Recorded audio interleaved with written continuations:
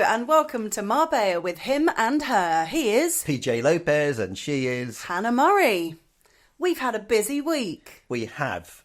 We say that most weeks, but... That's our starting point for everything. Yeah, I know. But this is episode 36, by the way. It is 36. Wowzers. Yes. So we recorded it last Saturday, and last Sunday we had a pretty busy day. We had our friends Bev and Jamie over for lunch, because they also wanted to watch Abigail's party. A private screening, no doubt. Private screening, yes. So in keeping with the 70s theme, I made cheese and pineapple sticks. You did, and you did a very good job. They were yummy, you should have been weren't born they? in the 70s.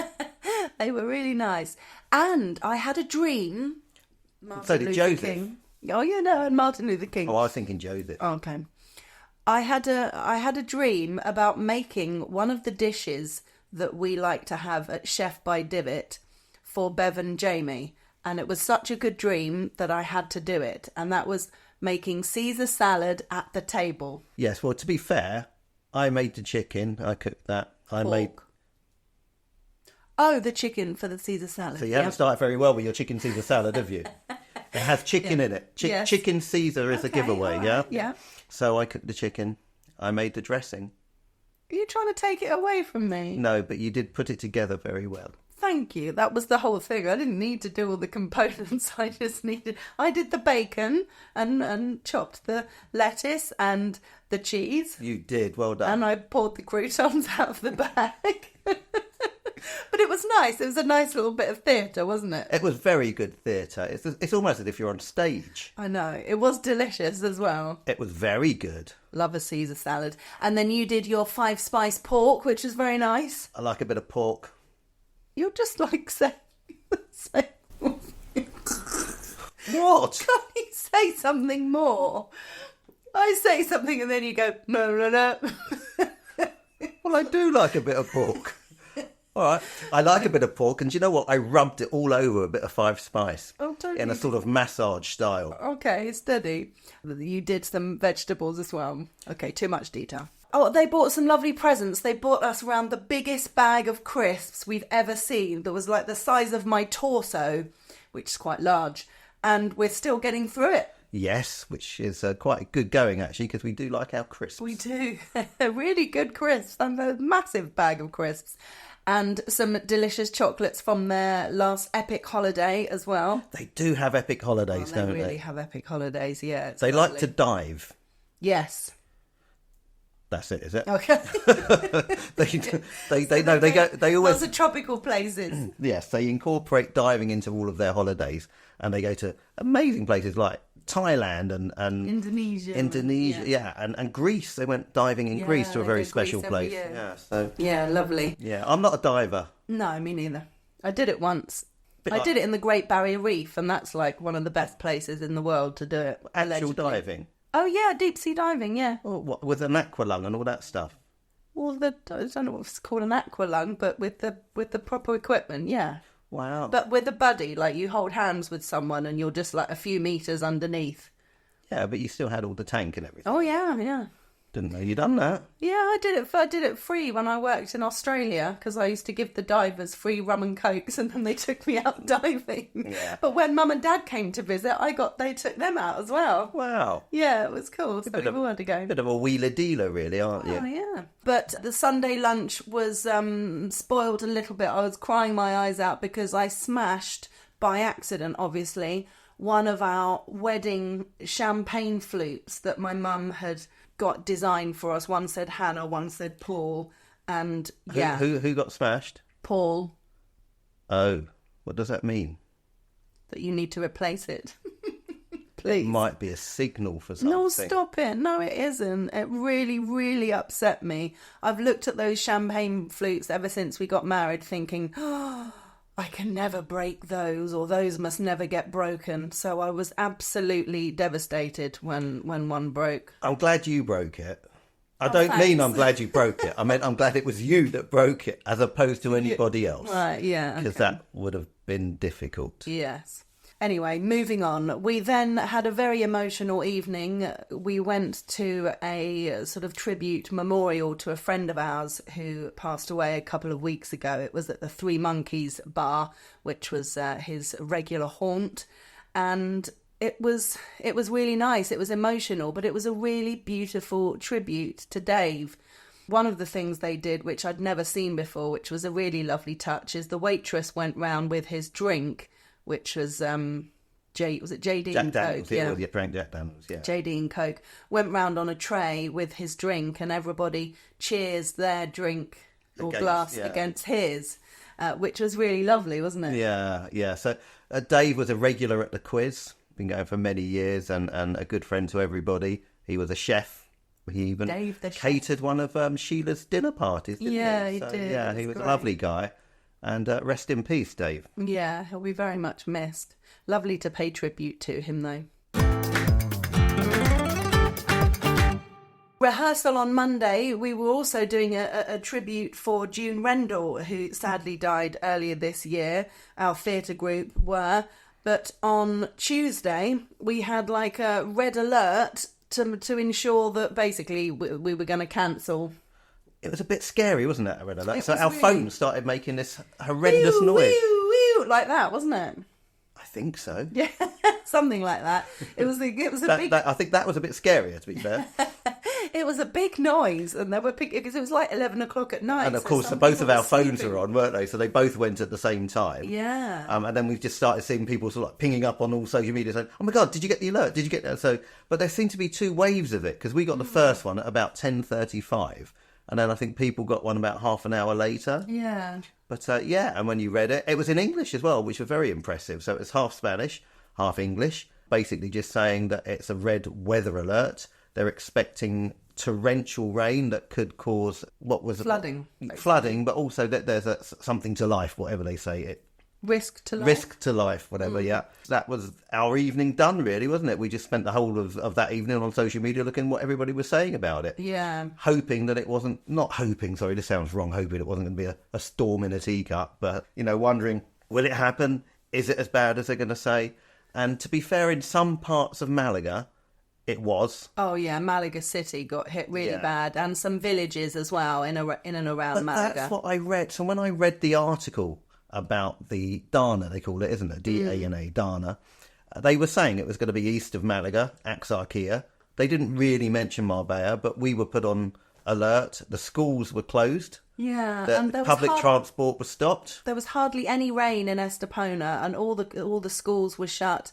And we think basically it was the government just massively covering themselves after the tragedy that happened in Valencia. Yeah, I suppose you can see why they had to do something in case it was worse than they expected. But at the same time, I mean, we can't be closing down the country every time there's a risk of rain and then nothing happens, because as we know, a lot of the time when you've got these risks of rain and alerts and they think there's going to be a big thunderstorm coming, it doesn't happen. One thing that did happen was a twister. There was a tornado. Yeah, there was a tornado that came towards La Cala. So a few people filmed it, and it was out at sea, but then it made land by La Cala and ripped the roof off the petrol station. Awful. And talking of La Cala, I interviewed Elliott Wright this week on my radio show, who is ex-Towie and runs Olivias, his restaurant, very nice restaurant in La Cala. And he did a post on social media to say that he was going to hold a charity night where 100% of the takings for the tickets, I think it was €60 per person for the 3-course meal, 100% was going to Valencia, which I thought was amazing, because so often with charity events, you never really know how much is going to go to the charity. So I thought it was great that all of it was. And loads of people reached out. He had some amazing prizes to auction off and ended up raising over €30,000, which is incredible. That's a great amount. But you said there were some amazing raffle prizes, hotel stays, restaurant meals, all sorts, wasn't there? Yeah. Wayne Lineker got in touch from O Beach on Ibiza as well. And yeah, there were lots of amazing packages. So I'm really glad they raised loads of money. So well done to Elliott and everyone at Olivias. Yeah, great to see that the community get together in times like this. And that has been amazing. We said that last week, didn't we? All over Spain, people really rallying together. It's been wonderful. I did a really interesting interview this week for my book show with David Nichols, the author of One Day, which was made into a massive Netflix smash hit earlier this year, possibly last year, I can't remember. He's also the author of Starter for 10, which was made into a film all about university challenge and students at university, which was great. He's just won the Fiction Award for Books Are My Bag for his new book, You Are Here, which has already been in the bestseller charts for a while. So that was really exciting because he's one of the biggest authors of the last 10 years. That nobody knows. Nobody knows. You said a lot of people just don't realise that he's such a big author. Yeah, well, you need to be kind of in with books and yeah. Yeah, no, it's a strange thing, isn't it? Because if you said Stephen King or you know, those sort of things, you know those, they're household names. But I think there's so many authors that do so well that have bestsellers, which is great because it's mixed. It's not just a few authors now taking all of the bestsellers. You've got a lot of different authors. You've had it with the lady that you sometimes say in your quiz, Colleen Hoover. So it's great to see that there's a mixture of authors that have become bestsellers. But yeah, when I said that, it was a joke. But but what I'm trying... I forgot to laugh, sorry. What I'm trying to get across is that you won't always know all of these authors because there's so many of them and they're in different genres. So unless you know everything about books, which you do because you do a book show, you won't necessarily know all of the authors. Yeah, no, fair enough. But I think more women maybe will read his books, I guess. I had an amazing experience with my hair. I was pampered to within an inch of my life at Salon Maher in Marbella. The salon what? Well, I think that's how you say it, Maher. Which your hair? Maher, Maher. Mayor, I would say. Oh, Mayor. That's how I would say that. Oh, okay. I so could not be wrong. The H. I wouldn't because it sounds silly when you've got a hairdresser and you call it Maher. Yeah, Maya. Okay. Well, I think they're Dutch Moroccan. Okay, definitely Mayor. Mayor. Okay. Well. Or Ma, but not my hair. Okay. Well, I had an amazing experience in there on Friday. It's an incredible salon, really, really beautiful, and it just felt like I was in really good hands, you know. I went in for highlights and he said, no, you really shouldn't have highlights. You've got too much bleach in your hair. You need to stop. You need to tone it down a bit. And he basically put this toner in my hair, which he left on for quite a while, which was a blonde, but nowhere near as blonde as bleach. But basically it made the roots, because there wasn't that much roots, there's only like a centimetre or so, but basically made the roots a lot lighter. So there wasn't such a contrast between the dark roots and the bright bleach. And it's made a real difference, isn't it? It's lovely. Done it's a really really good job. Nice. And you're a celebrity, because he's a celebrity hairdresser, isn't he? Yeah. So that's why you went, because you're a celebrity. Oh, hardly. But it was nice. I absolutely loved it. What an amazing experience. So I'd really love to go back. I'm just trying to work out when and... But you'd certainly recommend him because he's done a great job on your hair. Yeah, he really, really knows. And where are they? So they're in the centre of Marbella. They're kind of near... I parked in the Alameda car park underneath the Dali statues and just walked across the road. Okay. On the Old Town Marbella side? Yes. Okay. And then I wanted to show my hair off because he did a nice blow dry and it looked really nice and we had no plans for Friday night and I thought it's such a shame to kind of stay in when you've had your hair done. Famous last words. So we thought, let's just nip out for a cheap and cheerful Chinese and then we'll have one drink at Hogan's. So we went to our local Chinese, which Nuevo Siglo. Yes, thank you. We had not too much to eat. We shared some duck and we shared your favourite lettuce with the meat and lettuce. Yeah, it was his fault. Actually, I'm going to blame him. So we shared a bottle of wine, which we would normally do on a Friday night when we're having dinner, and then he said, "Drink on the house." I didn't try to do a Chinese accent there, by the way. That would be wrong. He said, "Drink on the house." And he came with, we chose limoncello. We chose limoncello, which was very nice. And then we thought, let's go to Hogan's Stand for one more limoncello. You thought, we'll stick with the same drink. and we had about 4, didn't we? It was very funny because Naomi came around and said, "Oh, this reminds me when you used to come in and do this and you used to drink us out of limoncellos." Oh, yeah, we don't do that anymore. So the last one we ordered, they only had 1 glass left because we drank them out of limoncello. So you had to have something else. I had a meloncello. Meloncello, yes. Very nice. We had a great fun evening. It was great atmosphere in there. They got the big golfing weekend this weekend, so it was packed. And then we went home, and I should have stopped there, but I didn't. No, you didn't. I did. Yeah, I should have done, because I felt horrendous on Saturday. Yes, you did. It was really stupid. I worked felt like very well. such an idiot. And you had to do some performing. I know, we had such a busy day. So ITS were invited to the British Day at the Palacio de Congresos in Estepona, which is a new thing. They've never done that before. And we were expecting, like when we've gone there for the Adana shows or the Over 50s show that they used to do, it was always packed. There were stalls up and down, you had to walk up and down like 4 or 5 aisles in order to get through the stalls. We went in, and I have to say we were a little bit disappointed because there were just stalls all the way around the outside with a massive gap in the middle. So that was a shame. There could have been a lot more stalls. And the acoustics, unfortunately, in there aren't great. I mean, it's very echoey. Yeah, it's a massive hall. And of course, you've got the noise of everybody talking around the whole environment, and if you're trying to do something at the front, even with speakers, it didn't really come out very well, did it? It was difficult. So we did a couple of skits that we did at the Lark in the Park in the summer. So we did the All the Leaves Are Brown sketch, which is quite funny. You did the 4 Yorkshiremen, and Dad and Sheila did one of their couples ones, the shiitake mushrooms. Shiitake? Shiitake mushrooms, dried, that one. Yeah. But unless we had our heads in the microphone, which some of us did and some of us didn't, it was really, people couldn't hear, even if they were sitting at the front. So, but we had a bit of interest in ITS in general, and as a result, we've been invited to Sabanias to do something down there. Have we? Yes. Oh, I didn't tell you about this. No, you didn't tell me. Yeah, well, that's a secret. That's why I'm on the board. You're not. Right. When, where, what? I don't know. It's all in these sort of planning stages at the moment. But yeah, they've got somewhere that they want to host. It's only can hold about 50 people, but we're going to be doing something down there apparently. Okay. So it's worth it for that. Yeah. And then in the evening, we were entertained, not half, by Melissa Carver. We went to see her Viva la Diva show at the Salon Varieties in Fuengirola, and she was absolutely incredible. You